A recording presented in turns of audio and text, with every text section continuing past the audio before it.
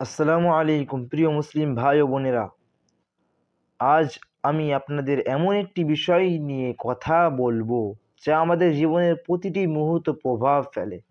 শোনো, এই দুনিয়া, এই আলো, এই শ্বাস প্রশ্বাস সবই একদিন শেষ হয়ে যাবে। কিন্তু আমরা কি সেই দিনের জন্য প্রস্তুত, যেদিন আমাদের দেহ কবরে শুইয়ে দেওয়া হবে?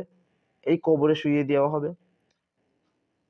আল্লাহ পাক কোরআন পাকের মধ্যে বলেছেন, এই পৃথিবী ধোকার জায়গা। আল্লাহ তাআলা বলেন, ওয়ামাল হায়াতুদ দুনিয়া ইল্লা মাতাউল গুরুর। এই দুনিয়া কেবল ধোকার বস্তু। আপনাদের কাছে আজ আমি এই কথা বলতে এসেছি যে জেগে উঠুন, আপনারা জীবনের মূল্য বুঝুন। আল্লাহর সন্তুষ্টি অর্জনের জন্য আজ থেকেই চেষ্টা শুরু করুন, কারণ দুনিয়া শুধু একটি পরীক্ষার স্থান, আর আখিরাত হচ্ছে চিরস্থায়ী। প্রিয় ভাই ও বোনেরা, এই দুনিয়া একদিন আমাদের ছেড়ে যাবে, কিন্তু আমরা কি আখিরাতের জন্য প্রস্তুত?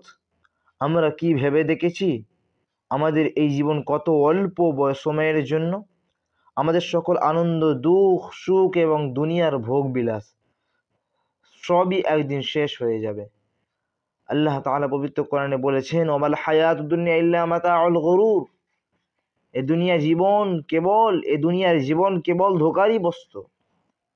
ভাই ও বোনেরা, আমরা এই দুনিয়ার পিছনে ছুটছি, কিন্তু আখিরাতের জন্য কি করছি? এই পৃথিবীর প্রতিটি সাফল্য যদি আখিরাতের পথে না থাকে, তাহলে তা কোনো মূল্য আছে? তা কোনো মূল্য বহন করে কি আমাদের জন্য? পৃথিবীতে বড় বড় রাজারা এসেছেন, শক্তিশালী সাম্রাজ্য প্রতিষ্ঠিত হয়েছে, কিন্তু আজ তাদের কেউ নেই। কেবল তাদের কর্ম এবং তাদের স্মৃতি রয়ে গেছে। আমাদেরও সেই দিন আসবে, আমাদেরও সেই দিনের কথা স্মরণ করা উচিত। সেদিন আমাদের কবরে শুইয়ে দেওয়া হবে। আজ আমি আপনাদেরকে বলছি, নিজের জীবনে একটি পরিবর্তন আনুন। দুনিয়ার প্রতি আসক্তি কমান, 5 ওয়াক্ত নামাজ কায়েম করুন, কোরআন পড়ুন এবং তার অনুসরণ করুন, তার মানে জানুন। হারাম কাজ থেকে দূরে থাকুন এবং আপনার জীবনের প্রতিটি কাজকে হালাল পথে পরিচালিত করুন।